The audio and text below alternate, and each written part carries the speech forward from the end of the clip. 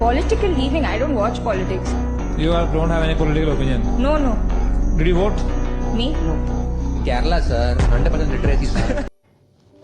എനിക്ക് ഉറപ്പാണ് കഴിഞ്ഞ 2-3 ദിവസമായിട്ട് നിങ്ങളുടെ എല്ലാവരും ന്യൂസ് ഫീഡിൽ അല്ലെങ്കിൽ ഇൻസ്റ്റാഗ്രാം ഫീഡ്സിൽ ഈ വീഡിയോ എന്തായാലും വന്നിട്ടുണ്ടാവും. ഓക്കെ, അതിൻ്റെ അടിയിൽ മലയാളീസ് കമൻറ്റ് ഇട്ട് ആറാടുകയാണ്. അല്ലെങ്കിൽ അങ്ങനെയാണല്ലോ, മലയാളീസ് അങ്ങനെയാണ്. നമ്മൾ പല പ്രശ്നങ്ങളും ഉണ്ടാവും, പക്ഷെ പുറത്തു നിർത്തുമ്പോൾ നമ്മൾ ചൊറിഞ്ഞാൽ നമ്മളൊക്കെ ഒറ്റക്കെട്ടാണ്. പക്ഷെ ഞാൻ ഈ വീഡിയോ കണ്ടുതരാം, എനിക്ക് വേറൊരു കോണ്ടെക്സ്റ്റാണ് കിട്ടിയത്. ഇതിൽ ഈ കുട്ടി ഒരു മലയാളി കുട്ടിയാണ്. ഈ കുട്ടിയോട് ആങ്കർ ചെയ്യുന്ന ആൾക്കാർ ചോദിക്കുന്നുണ്ട്, നിങ്ങൾ കേരളയിൽ നിന്നാണല്ലോ, സോ നിങ്ങളുടെ പൊളിറ്റിക്കൽ ഒപ്പീനിയൻ എന്താണ്? നമുക്ക് ക്വസ്റ്റ്യൻ ചെയ്യാൻ പറ്റില്ല. ഓക്കെ, അപ്പോൾ ഈ കുട്ടി പറയുന്നത് എനിക്ക് പൊളിറ്റിക്കൽ ലീനിങ് ഇല്ല, എനിക്കൊരു പൊളിറ്റിക്കൽ വോട്ട് ചെയ്യുന്നൊരു പരിപാടി ഇല്ല എന്നാണ് കുട്ടി പറയുന്നത്. ഓക്കെ, ഇനി ഈ സിനാരിയോ നമുക്ക് രണ്ടായി തിരിക്കാം. ഒന്നെന്ന് പറയുന്നത്, കുട്ടി ഒരു കേരള ബേസ്ഡ് ഫാമിലിയിൽ നിന്നും ജനിച്ചു വളർന്നത് ഇന്ത്യക്ക് പുറത്തോ അല്ലെങ്കിൽ കേരളത്തിന് പുറത്തോ ഉള്ളതാണെന്ന് നമുക്ക് വിചാരിക്കാം. അതൊരു സേഫ് സൈഡായിട്ട് നമുക്ക് മാറ്റി വെക്കുമ്പം രണ്ടാമത്തെ ഒരു സെക്ഷൻ ഉണ്ട്. കുട്ടി നിലവിലും കേരളത്തിൽ ജീവിക്കുന്ന കേരളത്തിൻ്റെ നെക്സ്റ്റ് ജനറേഷൻ അല്ലെങ്കിൽ ഫ്യൂച്ചർ എന്ന് പറയാൻ പറ്റുന്ന ഒരു ജനറേഷനെ റെപ്രസെൻറ്റ് ചെയ്യുന്ന ഒരു കുട്ടിയാണ്.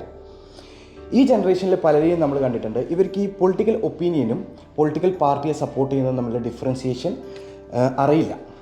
അങ്ങനത്തെ കേസ് വരുമ്പോൾ ഇവരാണ് നാളത്തെ കേരളയുടെ ഫ്യൂച്ചർ. സോ അത് കേരളത്തിൻ്റെ സോഷ്യോ പൊളിറ്റിക്കൽ എൻവയോൺമെൻറ്റിനെ നല്ല രീതിയിൽ ബാധിക്കില്ലേ? എന്താണ് നിങ്ങളുടെ ഒപ്പീനിയൻസ്? കമൻറ്റ് ചെയ്യുക.